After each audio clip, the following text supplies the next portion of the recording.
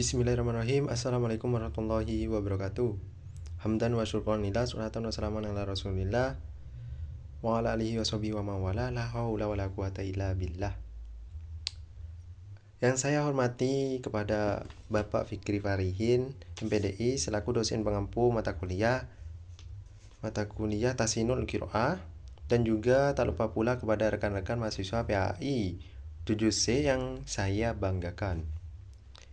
Alhamdulillah, pada kesempatan hari ini saya bisa mempresentasikan sebuah judul Ahkamul Huruf. Di sini saya akan mempresentasikan dengan judul Ahkamul Huruf.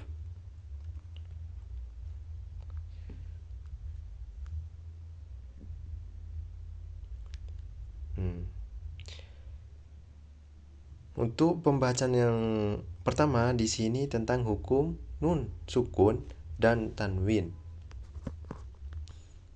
Hukum nun sukun dan tanwin adalah salah satu tajwid yang terdapat dalam Quran. Hukum ini berlaku jika nun sukun atau tanwin bertemu huruf-huruf hijaiyah tertentu. Pembagian hukum bacaan nun sukun dan tanwin itu menjadi 4, yaitu idhar, ifa, idgham, iqlab. Firman Allah Subhanahu wa taala dalam surah Al-Baqarah ayat 145 yang terdapat keterangan tajwid idhar, idgham, ifa, dan iqlab. Di sini tapi biasanya dalam kitab-kitab tajwid itu kan ada 5, tetapi itu di sini kenapa kok ada 4? Karena yang idgham itu menjadi 1. Tetapi kalau kitab tajwid itu kan dipisah. Tapi di dalam Al-Quran itu tergabung menjadi 1 yang disebut dengan idgham gitu. Gak ada pembagian idgham biguna atau idgham bila guna gitu. Pokoknya idgham. Yang artinya berbunyi, dan walaupun engkau Muhammad memberikan semua ayat keterangan kepada orang-orang yang diberi kitab itu, mereka tidak akan mengikuti kiblatmu, dan engkau pun tidak akan mengikuti kiblat mereka.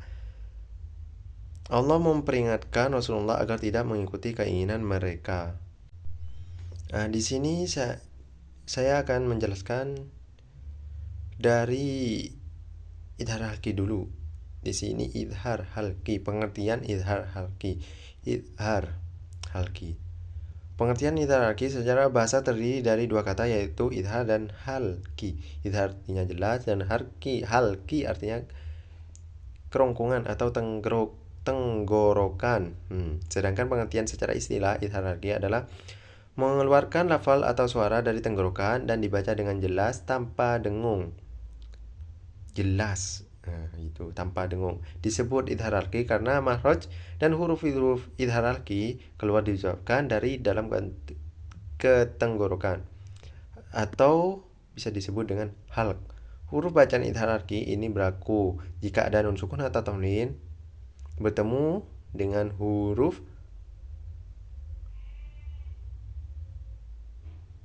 huruf 6, yaitu hamzah, ha, kha, ain, ghain, ha. Di sini cara membacanya, contohnya min indillah. Di sini harus tanpa menggunakan dengung. Man amanah, gitu. Man khaffat, min ghislin. Gak usah. Itu nanti kalau didengungkan itu beda. Karena ini huruf goin, min wislin. Kalau didengungkan itu berarti bukan bacaan idhar halki itu. Dan juga itu goin adalah huruf idhar halki yang harus dijelaskan, tidak boleh dengung. Dan di sini mengenai idgham. Idgham itu ada 2. Idgham menurut bahasa artinya memasukkan sesuatu ke dalam sesuatu. Adapun idgham menurut istilah adalah bertemunya huruf yang bersukun dengan huruf yang berharokat sehingga kedua huruf tersebut menjadi satu huruf. Memasukkan huruf yang satu ke satunya. Gitu.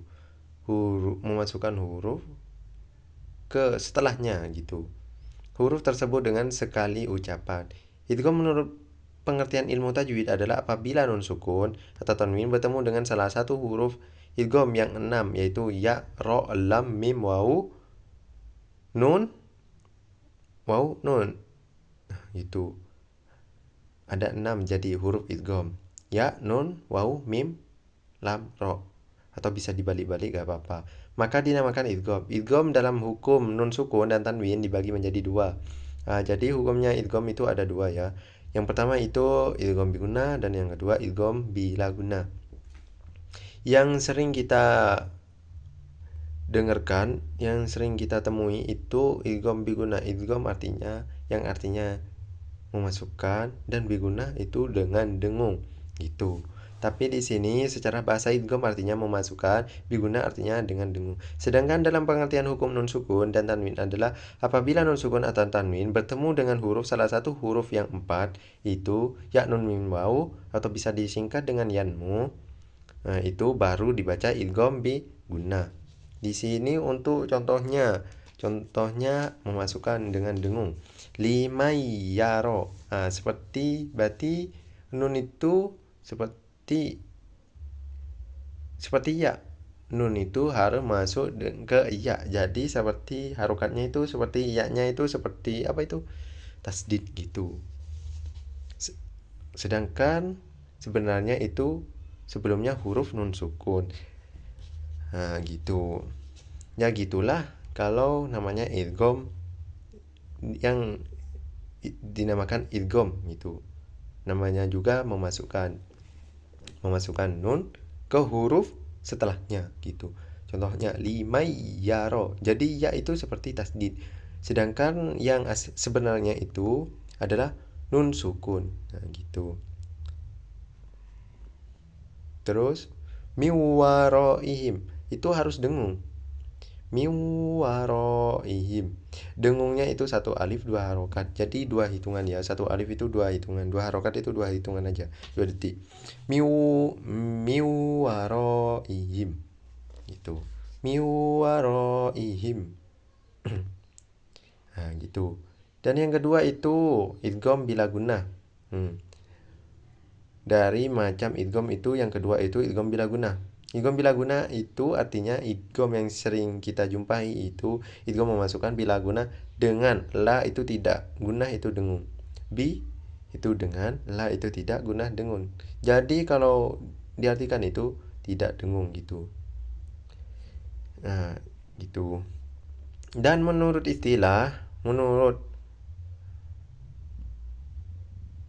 hukum nun sukun dan tanwin itu apabila nun sukun atau tanwin bertemu huruf 2, yaitu lam dan ro. Gitu. Contohnya mirrob bihim. Dengung apa tidak? Tidak dengung, tapi memasukkan, tapi tidak dengung. Mirrob bihim langsung aja tidak dengung. Mirrob bihim khairul lakum. Gitu. Jadi gak usah khairul lakum. Jadi tidak usah itu. Langsung memasukkan tapi tidak dengung. Khairul lakum. Bedanya idgham biguna sama idgham bila guna itu apa? Jadi idgham biguna itu memasukkan dengan dengung. Memasukkan tapi didengungkan. Kalau idgham bila guna itu memasukkan tapi itu tidak dengung gitu. Dan iklab yaitu salah satu dari hukum tajwid yang terdiri ketika ada huruf nun sukun atau juga tanwin yang bertemu dengan huruf hijaiyah, yaitu satu ya hurufnya iklab itu ba secara harfiah. Iklab mempunyai arti menggantikan atau mengubah sesuatu dari bentuk aslinya. Cara membaca iklab yaitu dengan cara menggantikan atau mengubah huruf nun atau tanwin jadi suara huruf mim sukun. Jadi contohnya ya mim ba'di. Sebenarnya min ba'di kan. Itu nunnya seperti dibaca mim. Mim ba'di gitu. Dengung apa tidak? Ya dengung. Iklab itu dengung. Terus yang keempat itu ifa. Ifa menurut bahasa, ifa yang artinya itu samar ya. Menurut bahasa adalah asatru, artinya adalah samar atau tertiup. Adapun huruf ifa menurut istilah adalah mengucapkan huruf dengan sifat antara izhar dan idgham. Itu digabungkan izhar dan idgham. Jadi di tengah-tengahnya itu samar gitu. Untuk huruf ifa itu ada 15: ta, tha, jim, dal, zal, za, sin, shin, son, do, to, do, fa, kof, kaf. Nah gitu. Dan saya akan memberi contoh huruf ifa. Miltah, tiha. Ngomong memasukkan, ngomong jelas, ya tidak jelas. Ngomong memasukkan ya tidak memasukkan, ngomong jelas ya tidak jelas. Jadi dibaca samar. Miltah, tiha, miltah. Nun itu seperti huruf eng gitu.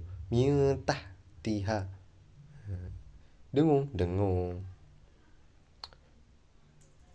Gitu.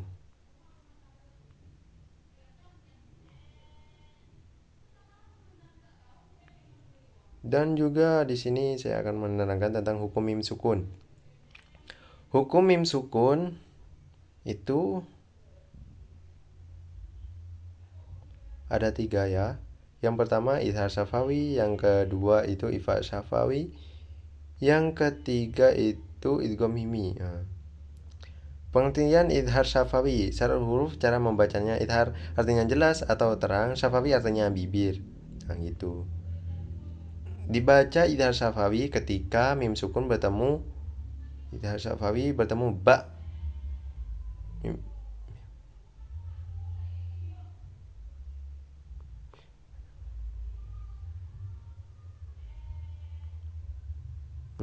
Salah. Izhar artinya jelas atau terang, syafawi artinya bibir. Terjadinya izhar syafawi adalah jika mim mati bertemu dengan huruf-huruf hijaiyah selain huruf mim dan ba. Oh ya, selain huruf dan mim dan ba. Itu izhar syafawi. Jadi kalau izhar pengertian ifa syafawi itu mim dan ba. Bertemu hurufnya apa? Yang dimakan izhar syafawi. Ifa syafawi itu bertemunya mim sukun bertemu dengan ba gitu. Kalau itu mim sukun bertemu dengan mim. Jadi kalau pengertian izhar syafawi itu mim sukun bertemu selain huruf mim dan ba. Jadi huruf hijaiyah kan ada 28. Itu dipotong 2 karena yang mim itu punya ifa syafawi, yang mim itu punya idgham mimi, dan ba itu punyanya ifa syafawi. Jadi ada 26. Itu 28 dikurangi 2 ada 26. Itu. Contohnya izhar syafawi. Izhar syafawi.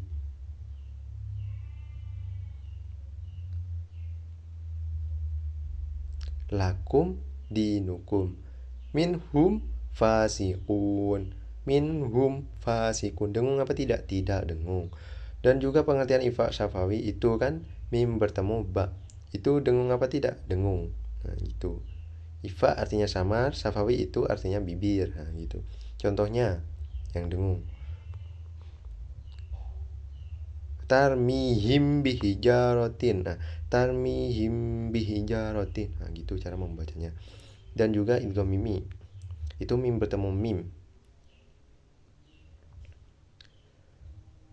Ketika mim bertemu mim itu contohnya lakum ma kasabetum. Itu dengung apa tidak? Dengung. Lakum ma kasabetum.